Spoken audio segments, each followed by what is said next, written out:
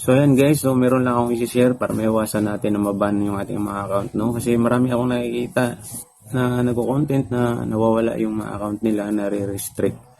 So para maiwasan yun guys, sundan nyo itong video na ito guys. Meron akong ituturo at kung saan ba natin makikita yung ating mga violation points. Well, no? Ayan, so pindutin lang natin tong yung parang may basket, and then makikita natin dito yung TikTok Shop Creator Center. Pindutin nyo lang yan. Ayan, and then kapag nandito na kayo, scroll lang tayo pababa, no? Ayan, scroll lang pababa, dun sa pinakababa. Ayan, makikita nyo dito yung account standing healthy. Pindutin nyo lang yan. Ayan, pindutin nyo lang yan. Wala na akong load. And then dito, makikita natin yung ating violation point. Ayan. So, meron akong 3. So, hanggang 24 lang to guys. Pag napuno mo yung 24, wala na. Ban na yung account mo, kaya sayang kung marami na kayong pinagdaanan dyan sa account mo, marami na kayong pinagsamahan, masasayang lang. Kaya i-check nyo lagi to guys. And then para mabawasan daw to yung mga points natin, mabawasan natin, so meron silang take a quiz.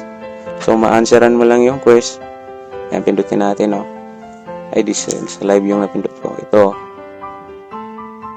And so itong take a quiz. Ayan, and view details. Ayan, so dito makikita yung 3 violation ko, no? Ayan. So, start a quiz lang tayo, guys. Ayan, so ayan, answerin nyo lang yan, guys. So, halimbawa, yung answer ko dito. Ayan, so meron silang 5 question, guys. Answerin nyo lang yan para daw mabawasan yung points violation mo. So, sa akin, mamaya ko na yan kasi magre-research muna ako kung anong tamang sagot dyan, no?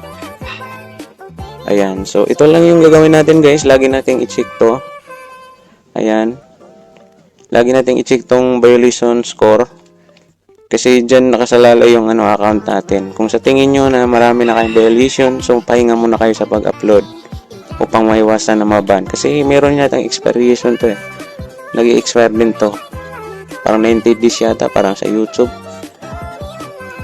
Mawawala din yung mo, violation points. Kasi marami na akong violation points dati, and ito parang nawala naman yung dati. Ito 3 na lang yung bago ko to eh. Bagong upload ko to kahapon tsaka ngayon.